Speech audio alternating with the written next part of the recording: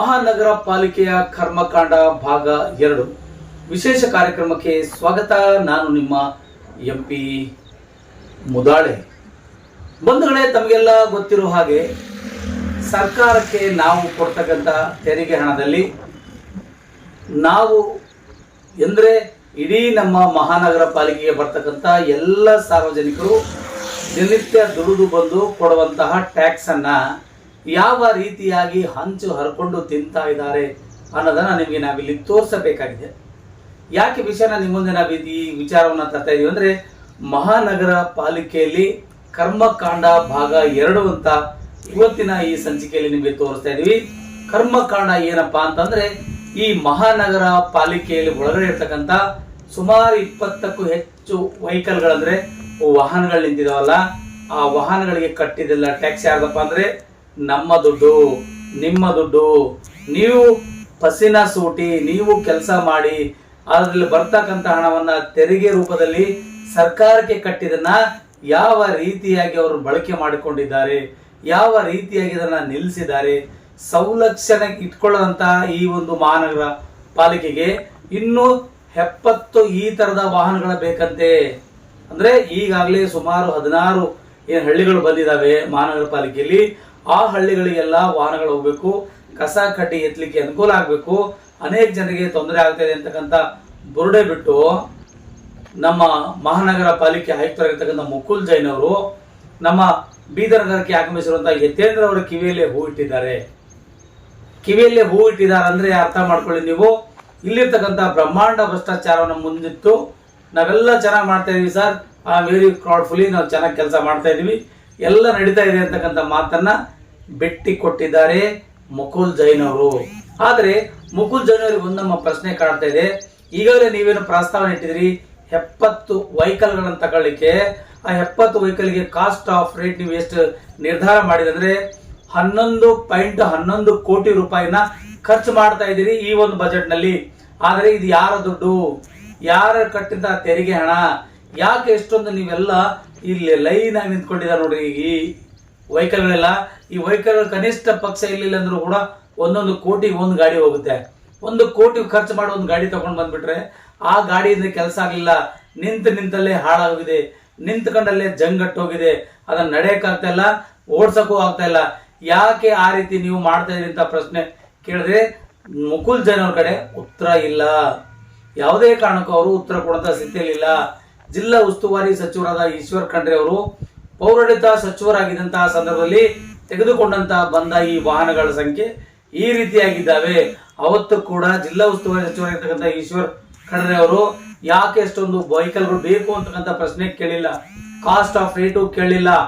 ಆದರೆ ಅಲ್ಲಿ ಅನುಮೋದನೆ ಪಡೆದುಕೊಂಡು ಬಂದು ಇಲ್ಲಿ ಸಿಕ್ಕಾಪಟ್ಟೆ ಖರ್ಚು ಮಾಡಿ ಈ ತರ ಮೂಲೆ ಗುಂಪು ಮಾಡಿರ್ತಕ್ಕಂಥ ಈ ವೆಹಿಕಲ್ಗಳಿದಾವಲ್ಲ, ಇವಕ್ಕೆ ರಿಪೇರಿ ಮಾಡಕ್ ಆಗೋದಿಲ್ವಾ?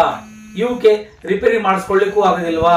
ಮತ್ತೆ ಈಗ 11 ಕೋಟಿ 11.5 ಕೋಟಿ ನೀವು ಈಗ ಖರ್ಚು ಮಾಡ್ತಾ ಇದೀರಿ ವಾಹನಗಳಿಗೆ.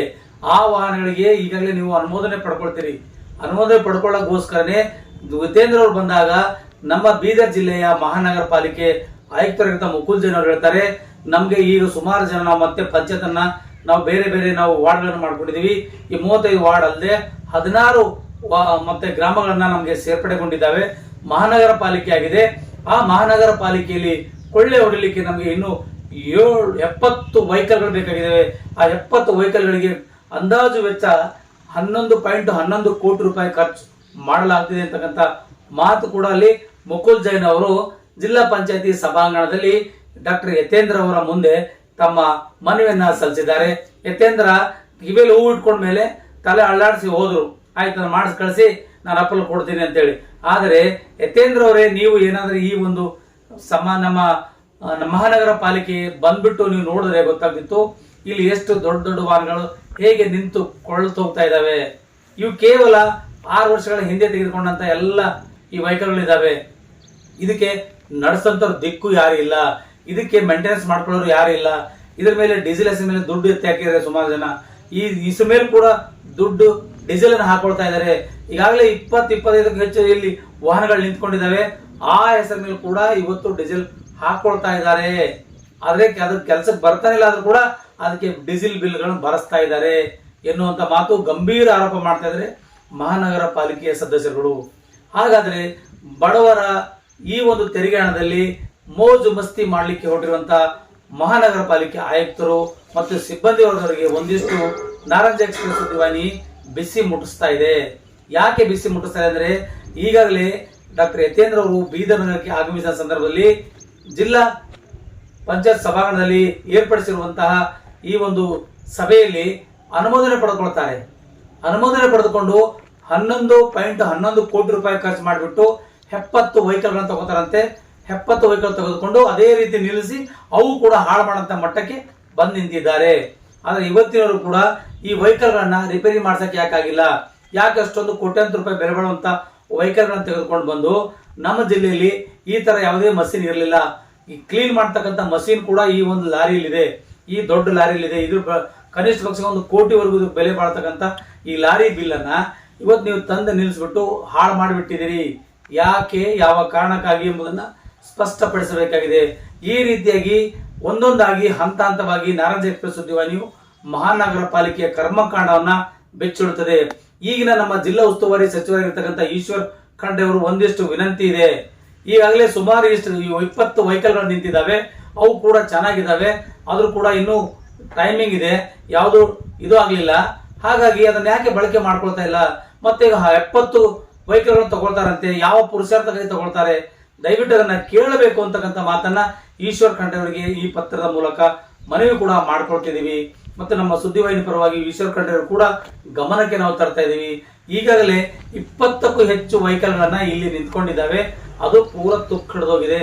ಅದು ನಡ್ಸಕ್ಕೂ ಆಗಲ್ಲ, ನಡೆಯಕ್ಕೂ ಆಗಲ್ಲ, ಇಳಿಯಕ್ಕೂ ಆಗಲ್ಲ, ಡೋರ್ ಕೂಡ ಓಪನ್ ಆಗಲ್ಲ ಅಂತ ಪರಿಸ್ಥಿತಿನ ಹಾಳು ಮಾಡಿಟ್ಟಿದ್ದಾರೆ. ಅದು ಯಾರ ದುಡ್ಡು? ಎಲ್ಲಮ್ಮನ ಜಾತ್ರೆ ಮಾಡ್ತಾ ಇದ್ದಾರೆ. ಯಾರ್ದೋ ಟ್ಯಾಕ್ಸ್ ಗಳನ್ನ ತೆಗೆದುಕೊಂಡು ನಮ್ಮಂತ ಬಡವರ ಕಟ್ತಕ್ಕಂತ ತೆರಿಗೆ ಹಣದಲ್ಲಿ ಈ ರೀತಿಯಾಗಿ ಸಿಕ್ಕಾಪಟ್ಟೆ ವಾಹನಗಳನ್ನು ಖರೀದಿ ಮಾಡಿ ಅದ್ರ ಮೇಲೆ ಕಮಿಷನ್ ತಿಂದೋದ್ರು ಸುಮಾರು ಜನ ಇದ್ದಾರೆ. ಇವತ್ತು ಕಮಿಷನ್ ತಿನ್ಲಿ ಪರವಾಗಿಲ್ಲ, ಕನಿಷ್ಠ ಸೌಜನ್ಯಕರು ಕೂಡ ಆ ವೆಹಿಕಲ್ಗಳನ್ನ ಚಾಲನೆಯಲ್ಲಿ ಇರ್ಬೇಕಲ್ವಾ? ಚಾಲನೆಯಲ್ಲಿ ಇಲ್ಲ. ಅದಲ್ಲದೆ ಬಿಟ್ಟು ಈಗ ಯತೇಂದ್ರ ಸಾಹೇಬ್ರಿಗೆ ನಮ್ಮ ಮುಕುಲ್ ಜೈನ್ ಅವರು ಒಂದು ಕಿವಿ ಮಾತು ಹೇಳ್ತಾರೆ, ನನಗೆ ಹೊಸ ಪಂಚಾಯತ್ಗಳೆಲ್ಲ ಬಂದಿದ್ದಾವೆ ಸರ್, ಸುಮಾರು 16 ಪಂಚಾಯತ್ಗಳನ್ನು ಒಳಗೊಂಡಿದೆ ಮಹಾನಗರ ಪಾಲಿಕೆ, ನನಗೆ ಇನ್ನೂ ಒಂದಿಷ್ಟು ಕೆಲಸ ಮಾಡ್ಲಿಕ್ಕೆ 70 ವೆಹಿಕಲ್ಗಳಿಗೆ ನೀವು ಅನುಕೂಲ ಮಾಡ್ಕೊಡ್ಬೇಕು ಅಂದ್ರೆ ಆ ಯತೇಂದ್ರ ಎಸ್ ಕಳಿಸ್ಕೊಡಿ, ನಾನು ನಿಮ್ಗೆ ಕಳಿಸ್ತೀನಿ. ನಿಮಗೂ ಎಲ್ಲ ಸುಮಾರು ಎಲ್ಲ ಈಗ ಮಹಾನಗರ ಪಾಲಿಕೆಗೆ ಹೋಗಿದ್ರಲ್ಲ, ಹಾಗಾಗಿ ಕಷ್ಟ ಇರುತ್ತೆ. ಕಸ ಕಡ್ಡಿ ಎತ್ತಲಿಕ್ಕೆ ವಾಹನಗಳನ್ನ ಖರೀದಿ ಮಾಡ್ಬೇಕಾಗುತ್ತೆ, ಕ್ಲೀನಿಂಗ್ಗೆ ಖರೀದಿ ಮಾಡ್ಬೇಕಾಗುತ್ತೆ, ಓಡಾಡಕ್ಕೆ ಖರೀದಿ ಮಾಡ್ಬೇಕಾಗುತ್ತೆ ಅಂತಕ್ಕಂಥ ಮಾತನ್ನ ಹೇಳೋ ಮೂಲಕ ಅನುಮೋದನೆ ಪಡೆದುಕೊಂಡಿದ್ದಾರೆ ಮುಕುಲ್ ಜೈನ್ ಅವರು. ಬಂಧುಗಳೇ, ನಾವು ಎಲ್ಲಿವರೆಗೂ ಈ ಪ್ರಶ್ನೆ ಮಾಡೋದಿಲ್ವೋ, ಎಲ್ಲಿವರೆಗೂ ನಾವು ಇದ್ರ ಬಗ್ಗೆ ಕೇಳೋದಿಲ್ವೋ, ನಮ್ಮ ಟ್ಯಾಕ್ಸ್, ನಮ್ಮ ತೆರಿಗೆ ಹಣ ಲೂಟಿ ಮಾಡಲಿಕ್ಕೆ ಎಲ್ಲ ಅಧಿಕಾರಿಗಳು ಶಾಮೀಲಾಗಿದ್ದಾರೆ ಅಂತಕ್ಕಂಥ ಮಾತನ್ನ ಈ ಮೂಲಕ ಇಲ್ಲಿ ಹೇಳ್ತಾ ಇದೀವಿ. ಬಂಧುಗಳಿಗೆ, ಯಾರಿಗೆಲ್ಲ ಈ ಸುದ್ದಿ ಇಷ್ಟ ಆಗಿದೆಯೋ ದಯವಿಟ್ಟು ಸಬ್ಸ್ಕ್ರೈಬ್ ಮಾಡ್ಕೊಳ್ಳಿ, ಲೈಕ್ ಮಾಡಿ, ಶೇರ್ ಮಾಡಿ, ಕಮೆಂಟ್ಸ್ ಮಾಡ್ರಿ. ನಿಮ್ಮ ಅನಿಸಿಕೆ ಅಭಿಪ್ರಾಯಗಳು ಏನಾದರೂ ಇದ್ರೆ ಬರೆದು ತಿಳಿಸ್ರಿ. ಮುಂದಿನ ಕರ್ಮಕಾಂಡ ಮುಂದೆ ಬರುತ್ತೆ, ವೀಕ್ಷಿಸ್ತಾ ಇರಿ ನಾರಂಜ ಎಕ್ಸ್ಪ್ರೆಸ್ ಸುದ್ದಿ ವಾಹಿನಿ.